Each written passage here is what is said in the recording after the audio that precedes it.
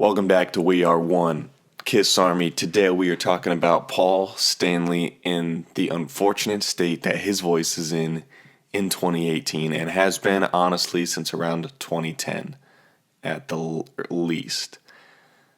So Paul's voice, Kiss has just announced the 2019 World Tour. There's been no dates yet, but we'll see if that actually comes to fruition. Paul's been talking about it in several interviews, and hopefully he's got his voice back in shape. He looks great physically. He's healthy.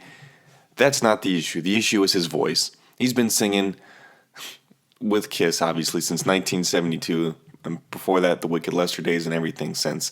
So what we got now is a Paul Stanley who's been singing his entire career and in the mid-'80s singing way too high, and in the farewell tour and the reunion tour also singing way too high, especially during his stage raps. So what we have now is a Paul Stanley who's still trying to do the same things that he's been doing for all of these years with essentially a shattered voice.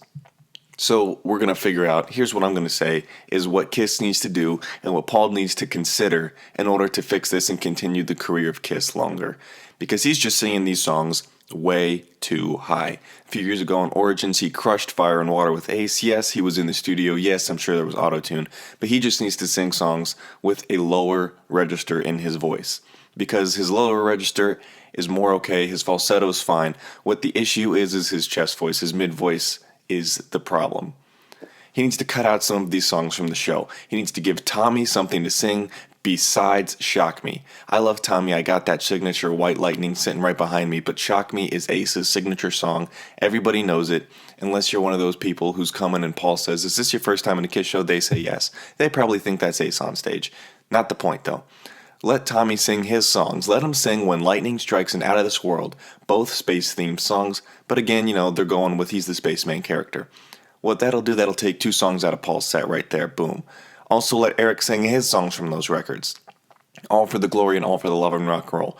Because Eric's voice is still great. He has to sing these high parts in Love Gun and in Psycho Circus. He's singing these crazy high harmonies because Paul can't do it anymore. But Eric's great. He's a lead singer that most people would probably have if he would just sing instead of play drums too. These songs would help promote Monster and Sonic Boom for the current lineup, which would kind of improve the legacy to these newer fans. And here's what else they need to do. They need to let Gene sing more songs, a majority of the set, and kind of flip-flop with what they've been doing for the last 40 years where Paul sings the majority, and let Gene do it. Gene's voice is still super strong. Yes, he kind of growls. Yes, he's not super singing, but boy, does it sound great, especially on Kiss Rocks Vegas. Check out Kiss Rocks Vegas, especially Parasite and War Machine.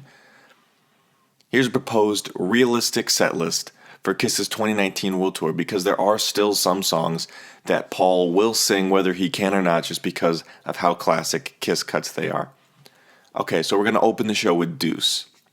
Classic opener, needs to happen, Gene singing. Second, we're going to go to Shout It Out Loud, because that's Gene and Paul. It's a split. So yes, you're going to hear Paul, but you're not going to hear him sing the entire song.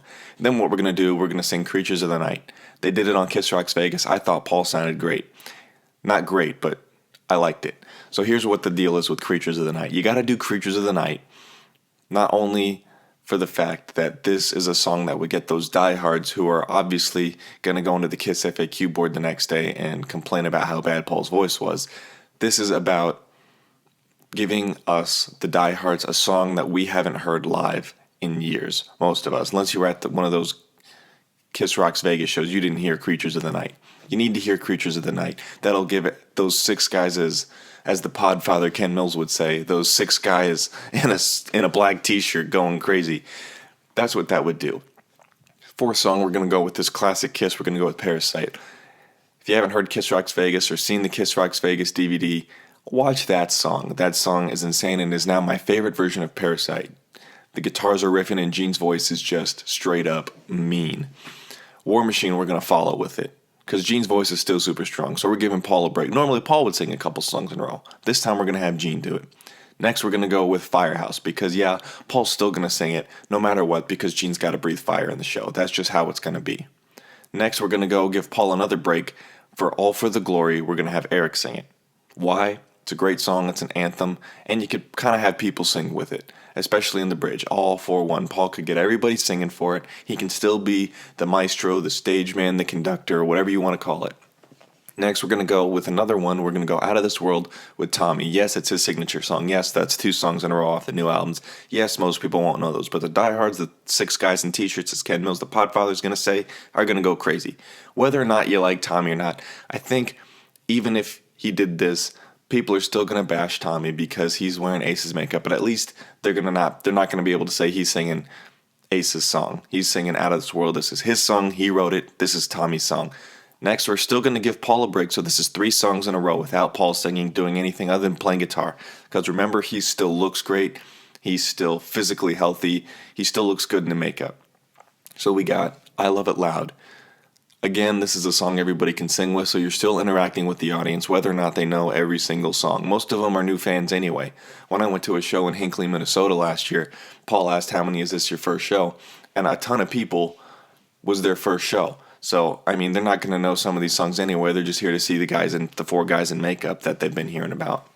Next, we're going to go with a classic, another type of Creatures of the Night, old rare cut that we don't hear anymore that I wish Kiss would put back in the set, and that's Strutter. Strutter's a Kiss classic. It's a classic. Paul's tried to make it a single. He released it as a single like 3 times. Tried to spin it up on double platinum. Strutter is a great song. It's not super high, so it kind of falls into that lower register for Paul, which would be better for everybody listening and for his voice singing, so it wouldn't have to strain as much. Next, we're going to go Calling Dr. Love, and Gene can do a solo thing, and if you want, you can say you can replace that with God of Thunder. I really don't care. The point is, it's not Paul singing. But next song, song 12, we're going to have Paul sing again because you know he's going to sing. He's got too much pride to not do it. So what he's going to do, we're going to have him sing Say Yeah. Why? Because he can have the audience involved. Audience is going to keep singing. Let me hear you say yeah. Audience, yeah, yeah, yeah. This puts a less strain on Paul. And what else you can do is when, instead of having Paul saying yeah, yeah, yeah, you can have Eric Singer do it, just as they did when I saw him in Hinckley, because Eric still kicks it. He still sounds great. What we're going to do after that is let Eric sing All for the Love of Rock and Roll, which, again, even though is a new song, is a song that Paul can still make everybody sing, because, let's be simple, it's not a hard song to sing. You get the point of it really quickly. Then, Paul's still getting a break. We're going with When Lightning Strikes. Tommy's going to sing it. It's going to be great. He can do whatever he wants. Stage trick. I don't care if he did it on this one or Out of This World. Point is, again, it's not Ace's song, so some of those people who bash Tommy for it can't do that here. Plus, this helps promote Sonic Boom and the new current lineup and will help with the longevity of the band's legacy. Next, we're going to go with Let Me Go Rock and Roll. Yeah, it's on Alive. Yeah, they haven't really played it that much since the Sonic Boom tour. But here we go, Let Me Go Rock and Roll. It's a great song. It's an upbeat song, and Gene sings it. Next, Paul isn't going to go a Kiss show without singing Detroit Rock City, so we're going to go with Detroit Rock City. Luckily, though, it's not a super high song for the most part, and luckily there's a lot of instrumental in it, and the phrases are much more spread than other songs Paul would attempt to do today. Next, we're going with Black Diamond. Yeah, Eric's going to sing it. Why? Because he sounds great. Just watch Kiss Rocks Vegas. Rock and Roll All Night's going to be next and last. So we went through that whole set with having Paul sing 5.5 if you count Shout It Out Loud songs, and Gene singing 7.5 with Eric and Tommy. Eric getting 3 and Tommy getting 2. This puts a lot less strain on Paul's voice, especially considering he lets Eric sing 1 song and Tommy sing 1 song in the current show. He's already getting 3 songs break from there, plus the extra songs that Gene's going to sing is going to give Paul a much needed, much well-deserved rest after these 40 plus years of singing his heart out for all of us. That's how you're going to have to fix Paul's voice. Paul, if you're seeing this, listen to it. Tommy, Eric, whoever. If you're with the Kiss, Keith, LaRue, somebody get this to Paul. Tell him we love him. We're going to support him. But he really kind of needs to take a breather, focus on getting better, figure out what he can do to improve his voice. Yes, he's doing his art thing. Yes, he's doing the Soul Station thing. He can do whatever he wants. He's Paul Stanley. It's not like somebody's going to say, no, you're not going to be able to do that. Because he's still getting on stage. That's the truth. He's just getting on stage.